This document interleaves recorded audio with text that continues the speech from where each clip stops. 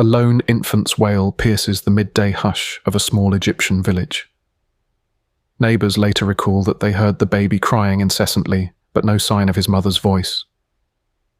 Inside a modest apartment in Meet Antar, a rural community amid the Nile Delta farmlands, a 21-year-old woman lies motionless on the floor. Her name is Iman Adel.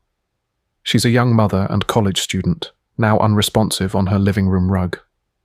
Her 9-month-old son is found beside her, his tiny cries the only alarm raised. Moments later, Iman's husband, 24-year-old Hussein, bursts through the door. He claims he has just returned from work, only to stumble upon a scene of horror. His wife's lifeless body, showing signs of brutal violence, and their baby boy sobbing next to her. Hussein frantically calls the police, setting in motion an investigation that will soon reveal a sinister plot beyond anyone's imagination.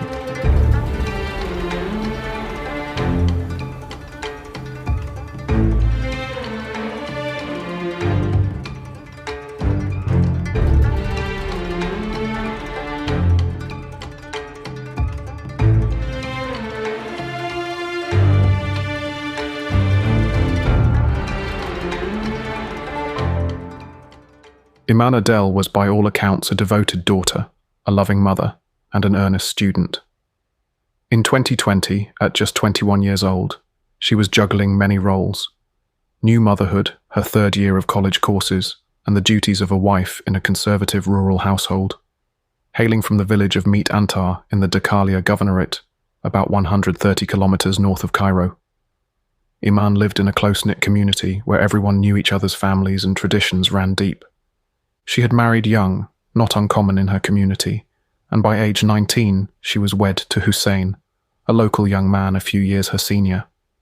Their marriage was an arranged union initially, a traditional match between families. Over time, Iman embraced her role as Hussein's wife, and even went above and beyond to support him. According to her brother, Iman sold all her gold jewelry, likely her marriage dowry, to help fund a clothing shop her husband wanted to open in the village. She poured her savings and effort into helping Hussein start his business, believing it would secure their new family's future. Those who knew Iman describe her as gentle, shy, and dutiful. She was known for her high morals, a relative said, a polite, religious young woman who rarely, if ever, complained. In fact, Iman kept any marital troubles to herself.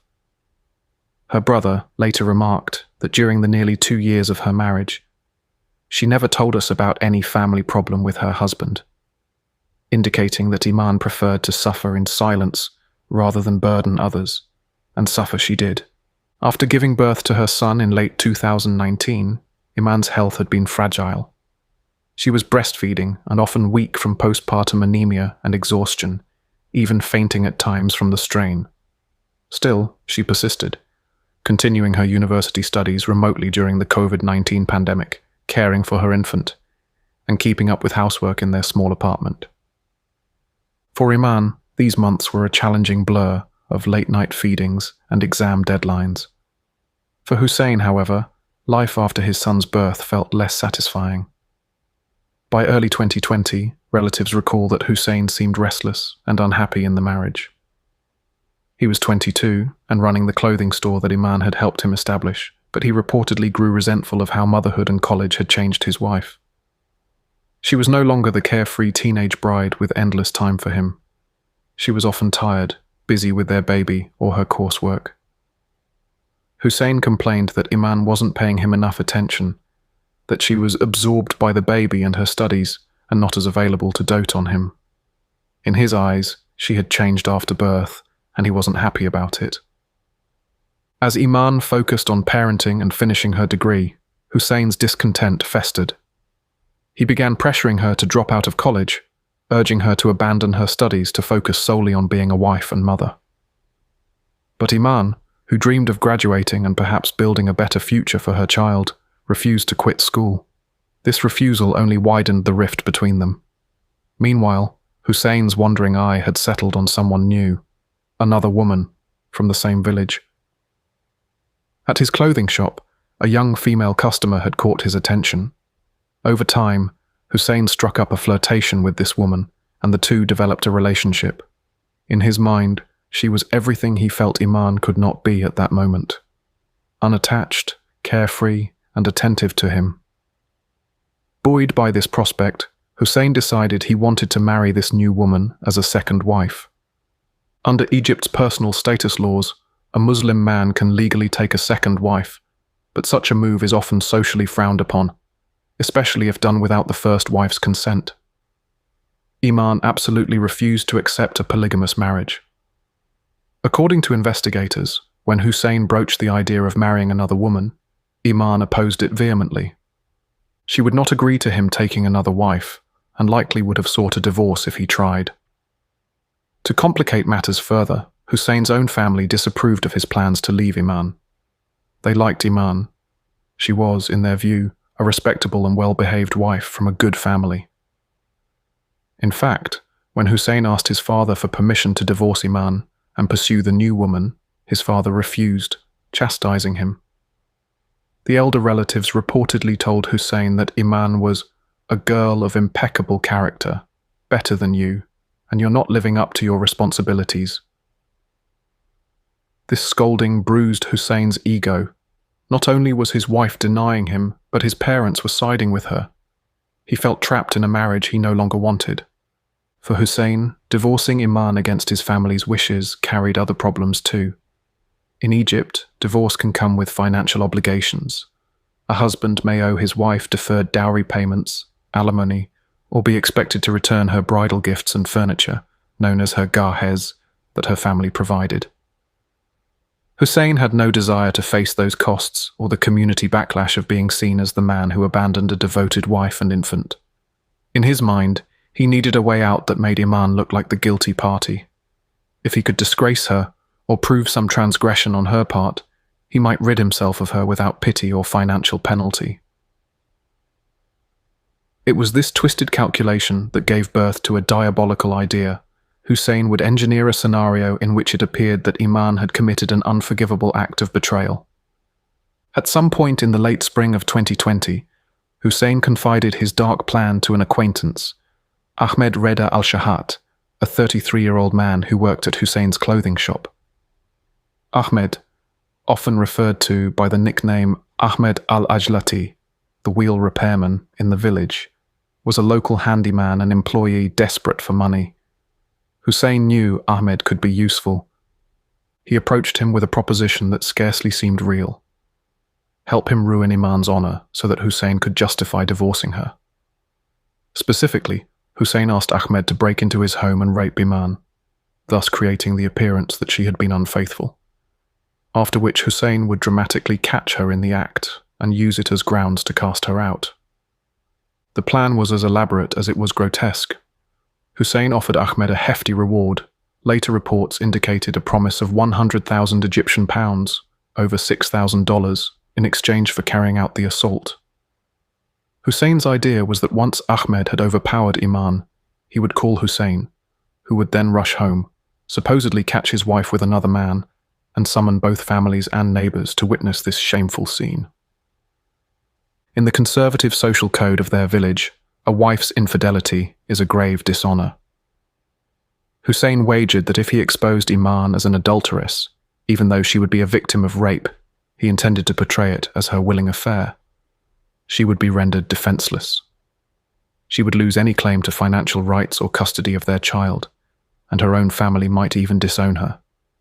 In other words, Iman would be so disgraced that Hussein could divorce her, without being liable to financial compensation, since she would lose her rights if proven that she cheated.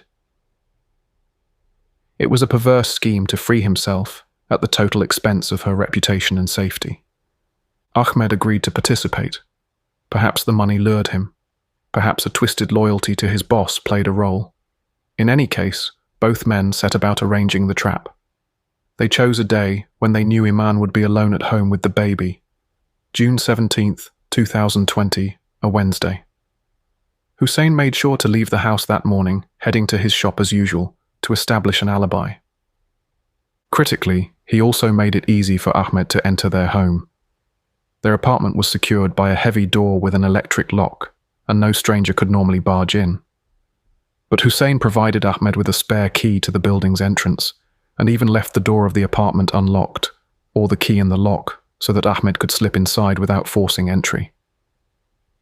To avoid being recognized by any passerby, Ahmed donned a niqab, the full-face veil and gown worn by some conservative Muslim women, effectively disguising himself as a woman from head to toe. In a village where seeing a veiled woman in the street would raise no suspicion, this costume was the perfect cover. Hussein and Ahmed had coordinated every detail. They believed the odds were in their favor. Iman was physically weak and prone to fainting spells, so she might not put up a fight. And with her husband away at work, she would likely let down her guard if someone appearing to be a neighborhood woman came knocking at the door. Before leaving that morning, Hussein instructed Iman that a lady from a charity might stop by to collect a donation, or some similar ruse. In one version, he told Ahmed to pretend to be a woman, asking for financial help. This would ensure Iman answered the door. The trap was set. Hussein headed to his shop, periodically checking his watch and probably feeling a mix of anticipation and nerves. He was betting his freedom on this plan and placing his wife's life in the hands of a man about to commit unspeakable violence. Midday on June 17th, 2020, the quiet of Meet Antar was broken by an unusual sight. A figure in full niqab hurried through the narrow lanes, heading toward the building where Iman and Hussein lived. Surveillance cameras mounted on a nearby shop captured this figure, swathed in black, face covered, entering the residence around the time in question. It was Ahmed, moving with purpose. He used the key to let himself into the building and climbed the stairs to the second-floor apartment. Inside, Iman was likely tending to household chores or soothing her baby for an afternoon nap. When she heard a knock and the muffled voice of a woman outside, she answered the door without hesitation. The moment Iman opened her apartment door, Ahmed shoved his way inside. One can only imagine Iman's confusion and then horror as this niqabi woman quickly revealed himself to be a male attacker. Ahmed perhaps slammed the door behind him, cutting off Iman's escape route. In the small entryway of the apartment, a violent struggle ensued. According to his later confession, Ahmed immediately attacked Iman, trying to subdue her. Iman was caught completely off guard, but she fought back with every ounce of strength. Investigators would later find the living room in disarray, furniture knocked over, items strewn about, clear signs that a furious fight had taken place as Iman desperately resisted the assault. Ahmed hadn't expected such resistance. Hussein had assured him that Iman would be easy prey, that her fainting spells and slight build meant she couldn't put up a fight. But in that critical moment, Iman's survival instincts kicked in. She scratched and clawed at her assailant. Forensic examiners later found skin and DNA under her fingernails, evidence of how fiercely she tried to fend him off. Neighbors did not hear Iman's screams. Possibly she couldn't get a scream out, as Ahmed clamped a hand over her mouth from the outset. But they did hear the baby start crying not long after. That infant's cry would echo unanswered for several long minutes. Realizing that Iman was not going down quietly, Ahmed changed his grim strategy.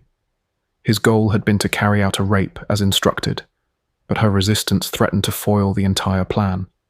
If she broke free or continued to struggle loudly, someone might come to her aid, or he might fail in overpowering her. So, Ahmed decided to eliminate his victim's resistance permanently. He forced Iman down and sought something to strangle her with. In the bathroom, he found one of Iman's own garments, the robe tie from her bathrobe, essentially a long, thick cord. Grabbing this makeshift ligature, he looped it around Iman's neck. With brutal strength, Ahmed pulled the robe belt tight around her throat from behind, throttling her. Iman, already weakened from the struggle, began to lose consciousness as the garrote dug in.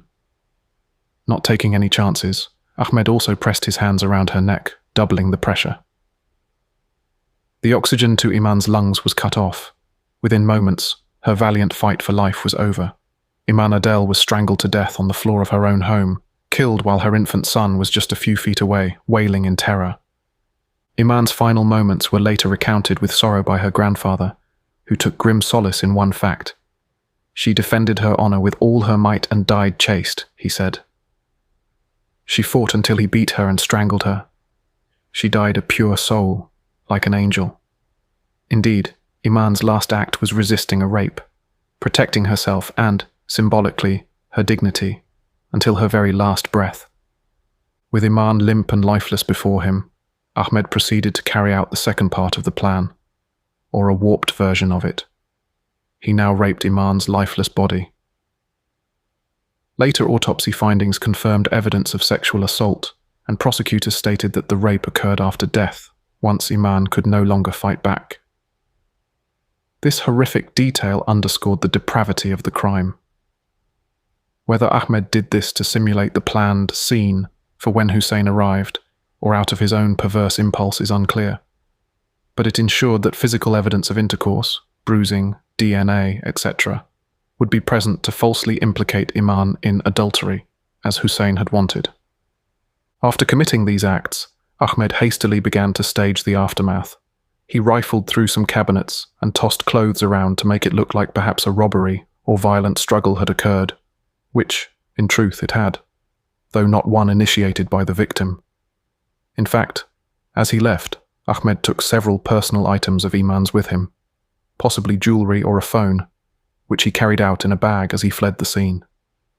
This might have been part of the ruse to suggest a burglary, or simply Ahmed helping himself to valuables as compensation. Chillingly, as he exited the apartment, the only sounds in that home were the cries of Iman's baby. The little boy had crawled to his mother's motionless body, perhaps tugging at her, not understanding why she wouldn't get up. Ahmed left him there, alone with his dead mother, and slipped back out onto the street. The surveillance camera that had recorded Ahmed's entrance also captured him leaving after some time, still in the niqab disguise, carrying what looked like a sack. He vanished down the road, and the building fell silent, save for the infant's continued sobbing. Ahmed did not call Hussein as originally planned. Fear seized him. In his confession, he later admitted that he panicked and failed to inform Hussein to complete the plan of defaming the victim and claiming that she was killed for her betrayal. Perhaps the murder had not been explicitly ordered by Hussein, and Ahmed worried that communicating now might get him caught. Maybe he simply lost his nerve. Instead, Ahmed and Hussein quickly agreed that Hussein would proceed as if he knew nothing. He would return home and discover the body and call the authorities. The elaborate setup of catching an adulterous wife in the act was abandoned. Now they would gamble that the crime scene itself would tell a misleading story. That afternoon, Hussein indeed came home, acting out the role of distraught husband to perfection. When the police arrived, they found him hollering in apparent anguish, cradling his infant son and hovering near Iman's lifeless form. Her body lay in the living room, ligature marks visible around her neck, her clothing in disarray. It was a shocking scene. Hussein was quick to offer an explanation. He suggested that he had come home from work to find that his wife had been attacked by an intruder in what might have been a burglary or worse. In his initial statement, Hussein feigned ignorance and horror, telling officers that he had no idea who could have done this. He pointed out that some items were missing or out of place. Iman's body was sent for an immediate autopsy at the regional forensic lab, while crime scene technicians combed the apartment for evidence. They noted signs of a struggle and indications of sexual assault on the victim. This was now a homicide and rape investigation. The village of Meet Antar quickly buzzed with the news. A young mother had been brutally raped and murdered in her own home. Fear and outrage spread. If a woman wasn't safe in her locked house at midday, who was? Many assumed at first that it was a lone criminal, perhaps a burglar surprised to find the woman home who then attacked her. Iman's family was beyond devastated. They had been at another funeral in town that day when they got the call about Iman. Rushing to the hospital, they were too late. Iman was already gone, and later that evening her body, after examination, was released for burial. That night, the villagers gathered for Iman's funeral prayer, stunned and grief-stricken. Hussein attended his wife's funeral, weeping convincingly and receiving condolences as a bereaved spouse. He was crying at the burial, Iman's brother recounted. And my mother even told us, "Give Hussein some food, he hasn't eaten since morning." none of us imagined he was involved. In a grim irony, the suspected mastermind of the murder walked in the funeral procession and even helped carry Iman's coffin, ingratiating himself with her mourning relatives. But while Hussein played the part of grieving widower, the police investigation was rapidly advancing. From the outset, detectives in Talkhar, the jurisdiction for the area, found aspects of the case puzzling. There were the obvious questions. Who was the mystery assailant? Why would a thief also rape the victim in broad daylight? Why had no one seen a stranger entering or leaving? The disarray in the apartment looked real enough, but one officer noted something peculiar. No sign of forced entry. There was no broken lock, no jimmied door or pried window. This hinted that the killer either had a key or was let in by the victim, suggesting the attacker was someone she didn't view as a threat. Investigators quietly began to suspect that the crime may have been an inside job. As detectives collected statements, a clearer picture began to form. Iman's parents and extended family, while overwhelmed by grief, mentioned to police that Hussein and Iman had marital problems. Her father told officers that Hussein had wanted to marry another woman and that Iman had been resisting that, causing fights between them. Family members also recalled that Hussein's attitude toward Iman had changed after the baby was born, and that he was pressuring her to leave school and seemed frustrated with her. These insights raised a red flag. Could Hussein himself have a motive to harm his wife? It was a dreadful thought, but investigators could not ignore it. The lead detective, Colonel Ali Kader, decided to closely question Hussein to account for his movements that day. During an initial interview, Hussein repeated his story. He had been at his clothing store all day and returned home to find Iman dead. He claimed to have no clue who committed the crime. However, as officers gently probed, Hussein slipped slightly. He acknowledged that he and Iman had arguments about his desire to remarry, but downplayed them. Investigators, already aware of this motive, kept this in mind. They checked Hussein's alibi. Indeed, several witnesses and customers attested that he was present at his shop that afternoon, which interestingly could mean he orchestrated something from afar. The breakthrough came from outside the immediate circle: surveillance footage. Egypt has seen a rise in CCTV installations even in smaller towns, and a camera on a shop front near Iman's building had captured something invaluable. Reviewing the footage from around the time of the murder, police saw exactly what the killer had hoped would go unnoticed. A figure in a black niqab entering and exiting the building around the estimated time of Iman's death.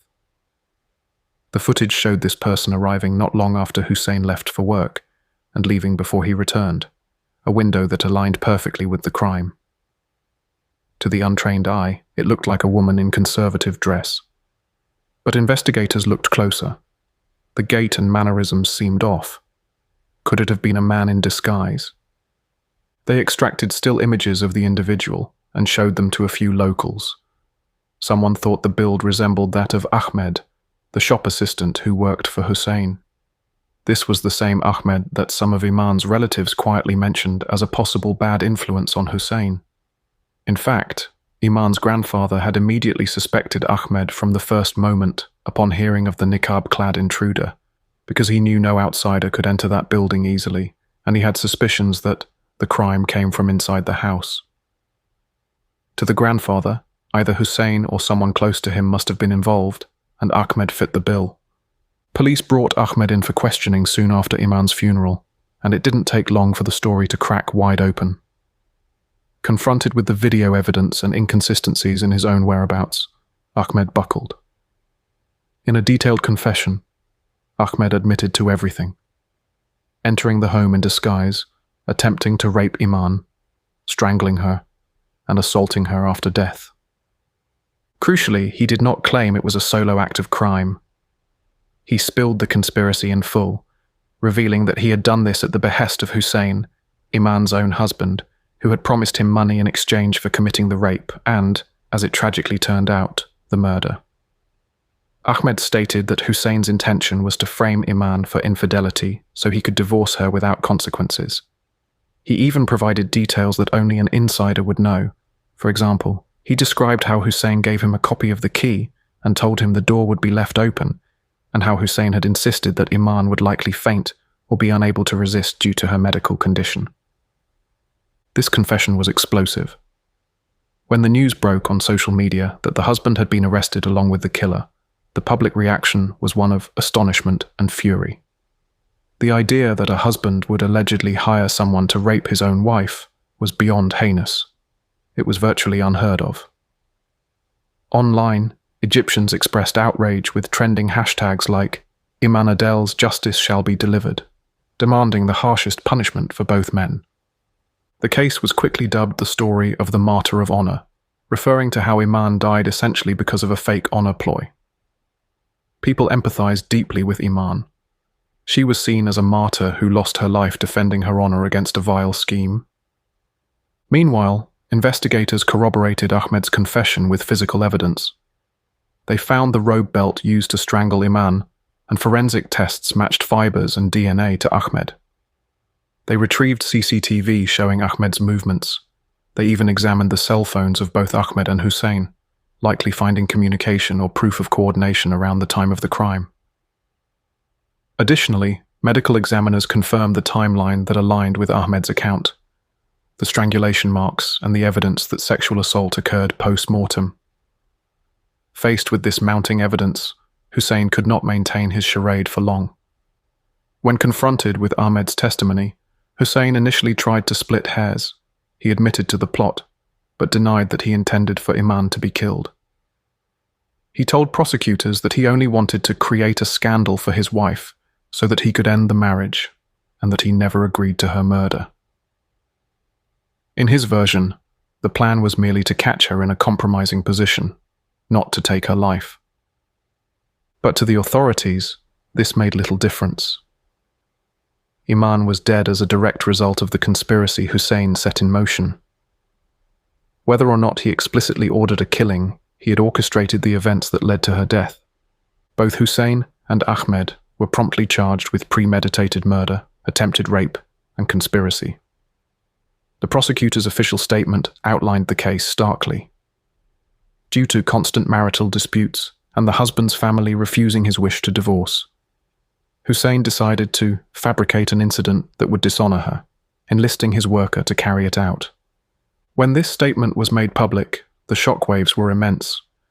Egyptian media covered the case extensively, both in local press and international outlets. The egregious abuse of honor as a justification outraged many. After all, so-called honor crimes, where typically a male family member might harm a female relative over real or perceived sexual misconduct, are a known issue in some societies, but here was a perversion of that concept. A man manufacturing a false scenario of dishonor to facilitate a crime. Women's rights activists pointed out how deeply flawed and dangerous the obsession with female honor can be, especially when it intersects with a legal system that at times has given leeway to crimes of passion. In Egypt, for instance, a husband who kills his wife upon catching her in adultery may receive a more lenient sentence under a fit of rage provision. It's possible Hussein was aware of such nuances and thought even if something went wrong and he ended up harming Iman, he could claim the heat of the moment excuse. But his meticulous planning removed any possibility of leniency. This was clearly a premeditated act, not a spontaneous burst of anger. The case against Hussein and Ahmed moved swiftly. The evidence was overwhelming, and public sentiment demanded a strong response. By late 2020, the two accused appeared before the Mansoura Criminal Court, the regional court with jurisdiction over Dakalia, to face trial for murder and rape. Court records show that during the trial, the prosecution presented the full narrative of the crime, including the chilling detail that Iman was assaulted after being killed, and emphasized the premeditation and conspiracy between the defendants. Witnesses testified to various pieces of the puzzle. Forensic experts confirmed the cause of death, strangulation with a ligature and hands, and the timing of the assault. Officers described recovering the CCTV footage and how Ahmed and then Hussein confessed during interrogation. It was an emotional and highly publicized trial. Neither the judges nor the Egyptian public were inclined to show mercy for such a calculated crime. In April 2021, after several months of proceedings, the court announced a major development. It had decided to refer the case to the Grand Mufti of Egypt for a consultative religious opinion on the death penalty for the two men. This step is a formality in Egyptian law whenever a death sentence is contemplated. The court seeks the Mufti's advisory opinion, mostly a rubber stamp in clear-cut cases, before officially issuing the sentence. The referral of Hussein, identified in court records as Hussein Mohammed Abdullah 22, and Ahmed Reda al-Shahat 33, to the Mufti signalled that the judges were convinced of their guilt and intended to impose the maximum penalty. On June 22, 2021, exactly 1 year and 5 days after Iman's murder, justice was delivered. The Mansoura Criminal Court pronounced both Hussein and Ahmed guilty of premeditated murder and related charges, and sentenced each of them to death by hanging. The verdict was met with applause inside the courtroom.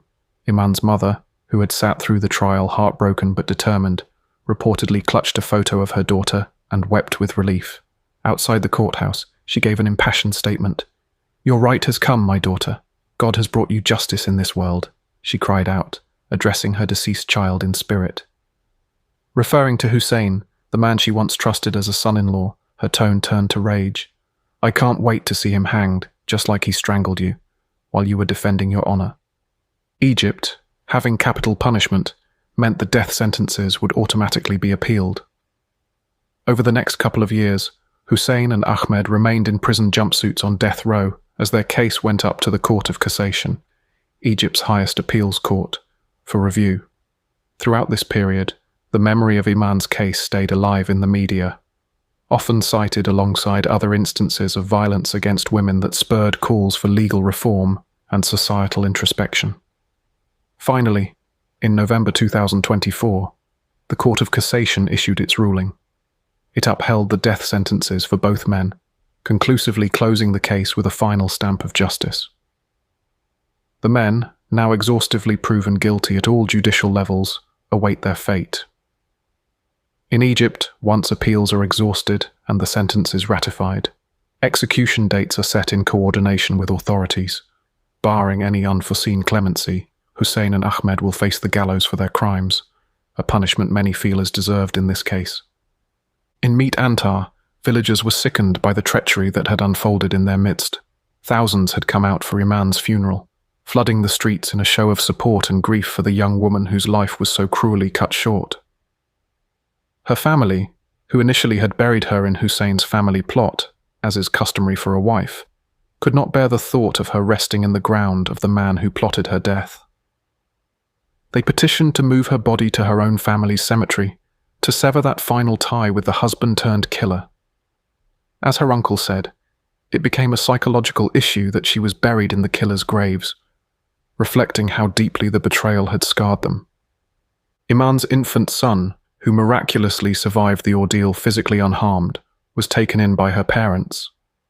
The last image of the baby, crying in the arms of his dead mother, remained one of the most heartbreaking details of the case, and it highlighted the innocent lives affected by such violence.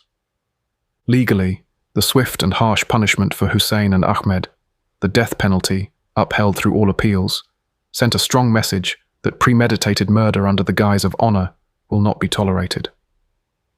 The fact that prosecutors and judges treated Iman as the victim of a crime, and not as someone who brought shame on herself, was, in itself, an important narrative shift in a region where honor crimes have sometimes been met with judicial leniency.